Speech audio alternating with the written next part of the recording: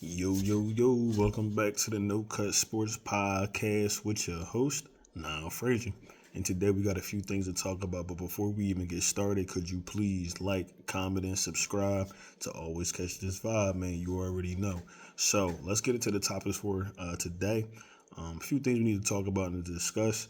The first thing we're going to discuss is the elephant in the room, the situation that's going on between Nick Sirianni and Jalen Hurts. Uh,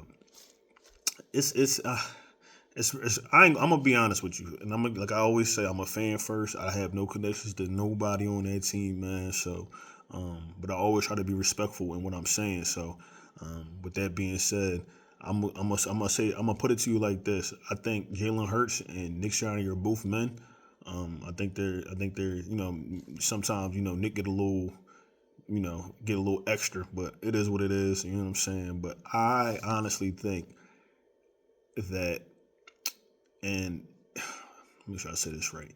I think Nick Sirianni has. I think there's a problem with Nick Sirianni, and I'm not talking about from a Jalen Hurts standpoint. I'm talking about from the organization. I think Jalen Hurts has an issue overall with the organization, not just Nick Sirianni, because as you know, last year, and there's a couple different ways I can go with this, but last year, right, we had no hot routes. We had nothing to help Jalen out. And then when it was brought to Nick Sirianni's attention, he was like, nothing happened. So I do think, after that, it was a little situation with that.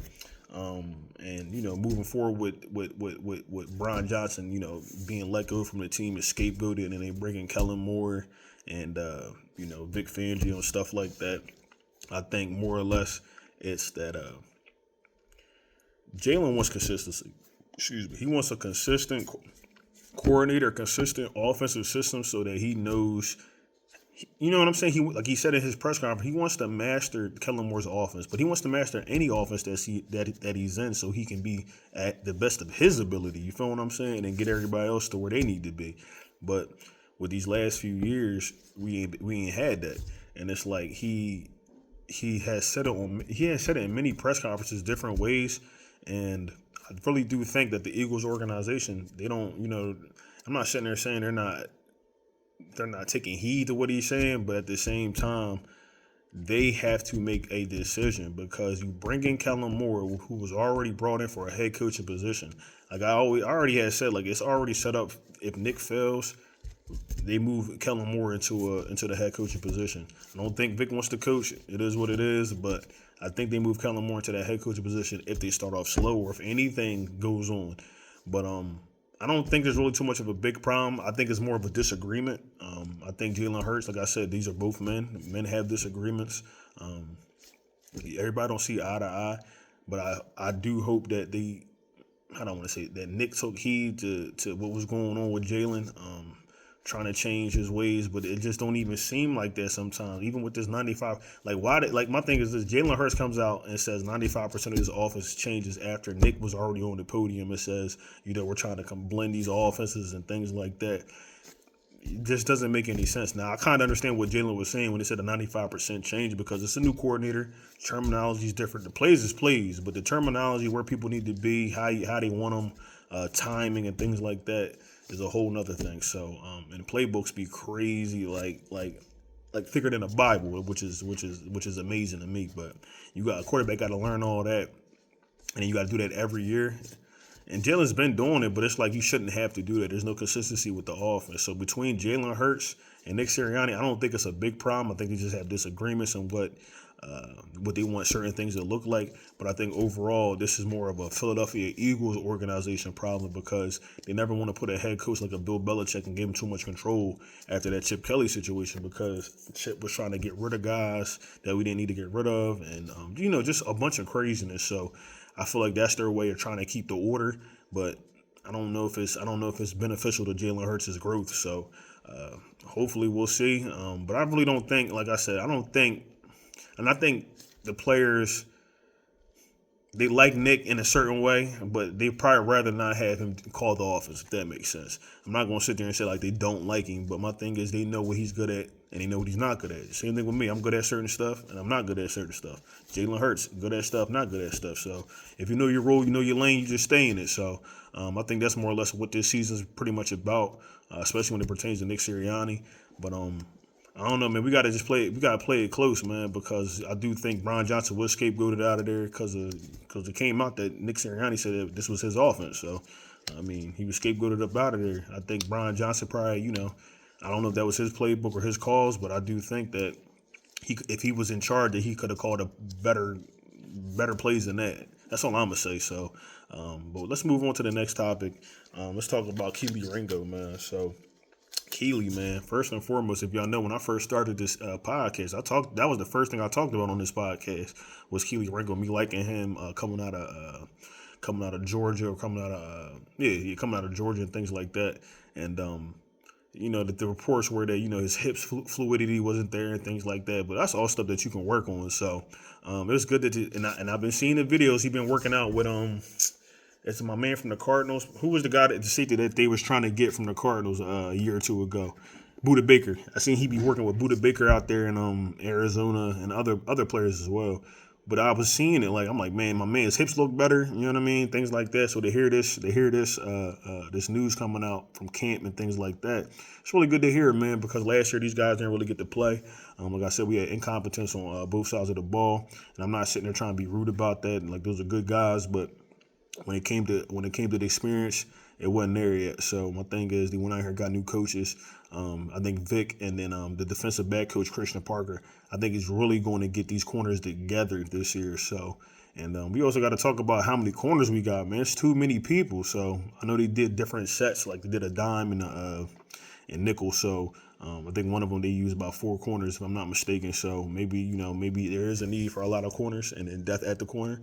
But I'm thinking all these players can't make this 53-man roster. So, but I am pulling for a lot of these guys, man. Like I do want to see Eli Rick stay on the team. But I do understand the business and things. But I just feel like a lot of these players didn't get a fair shake last year. And but I don't want to see Cooper DeJean or Coupe DeVille, Coupe DeVille and Quinyon Mitchell on the bench either. They got too much talent to be riding the bench. So hopefully, Vic is figuring out ways to get these players out on the field and make them productive. So with that being said, let's move on to the next topic. Now, I know that he's not a Philadelphia Eagle anymore, but what is going on with the Hassan Reddick situation up there with the Jets? Is this like Howie fleecing the Jets, or is there something that we didn't know about Hassan Reddick? It's hard to say, man, but I will say this though. It's crazy and I know Aaron Rodgers wasn't there today either, but Aaron Rodgers wasn't there, so he wasn't there yesterday, he wasn't there today, okay? Very much weird.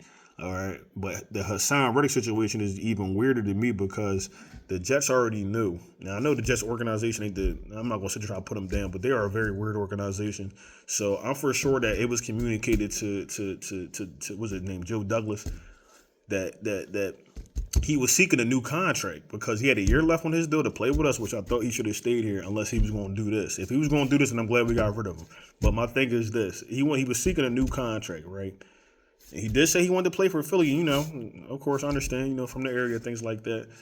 We ended up going to go get Bryce Huff, paid him.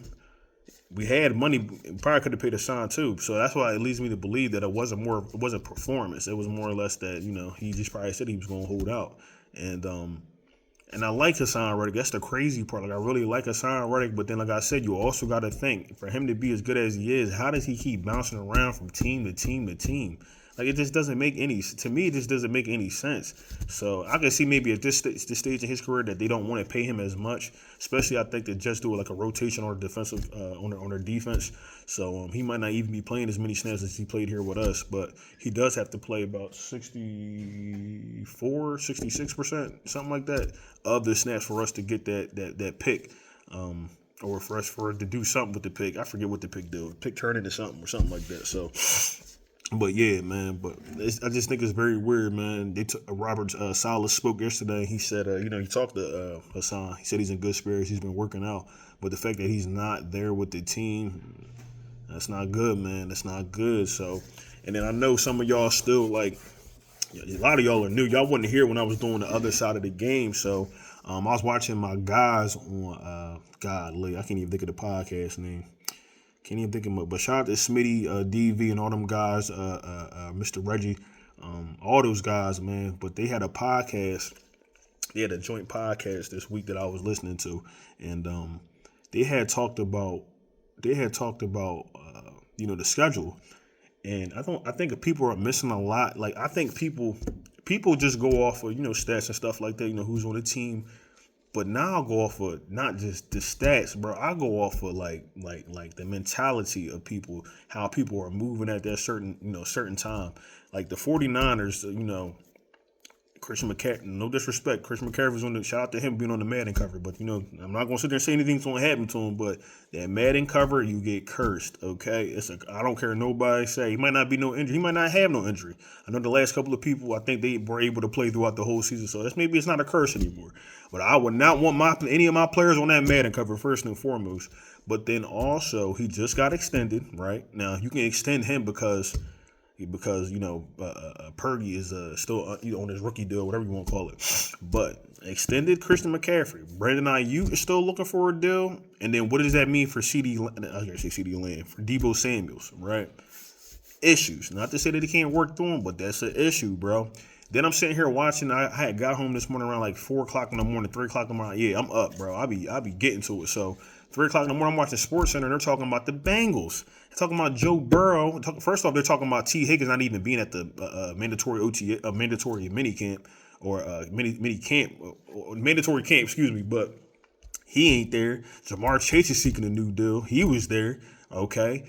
They paid Joe Burrow all that money for him to be injured almost every year. Okay. Now he has another injury that I'm gonna keep it a bean. He don't even look confident. He don't look confident up there on that podium. So my thing is this: if that leads over to the season, that's a dub. 49ers, that's a dub. So my thing is, if none of this stuff gets situated by the time, even the Ravens, I think they talked about the Ravens too. Ravens are they lost some players just as well and a coordinator, if I'm not mistaken. So they're going to have some growing pains too. So with that being said, I was looking at the schedule and I'm like, the Eagles really have a really good chance of doing what they did in 2022 and beating some of these teams that other people might classify, and they're good teams, don't get me wrong, but I really do think the Eagles really can pull off a 14-3 record. I'm giving them 3 losses because I always like to throw some losses in there. I don't know who they'll be to. Plus, it's new offense for us, new defense, so we still got to get ourselves together as well. But overall, I'm looking at these different teams that we got to play. Browns too. I'm like, Deshaun Jackson ain't really, he ain't really been. That's a Deshaun Watson, ain't really been doing too much. So, but we'll see. But it's a lot of these games I think that we can win, man. Because I'm trying to tell you, that stuff plays a part. It ain't just about talent. That stuff plays a part. Because you heard Devin White talk about it. He said, I was being more of a lawyer than a football player. Because of his situation, his contract situation in Tampa Bay, instead of just playing ball. Now, my thing is this: if those players feel the same way or act the same way, that's going to transpire into their game, and it's not going to be what we think it is. So, I just wanted to put that out there. I'll probably go over the list where our schedule and do a win-loss type thing as after the training camp and stuff like that. After all the teams get solidified and whatnot, and I'll probably do a wins losses. But if you're asking me right now, it's like a 14-3. I really don't got them losing too many games this year, bro. I know it's crazy to say new offense and stuff like that, and we got some issues of our own, but I really don't think our issues are bigger than what these other teams that I just mentioned are going through. So I'll make sure I'm not forgetting anything. I don't think so, but if I am, and there's something that y'all want me to talk about, just put it in the comments, man. I'll make a video on it. So, but also stay tuned Friday, the 3rd episode of the Mean Green podcast of me, Reggie, on Better Yourself Sports. We'll be out. We'll go live sometime, probably like around 5, sometime after 4 or 5, because we both work. So, but with that being said, man, I appreciate y'all tuning in. Hopefully, I didn't keep y'all too long.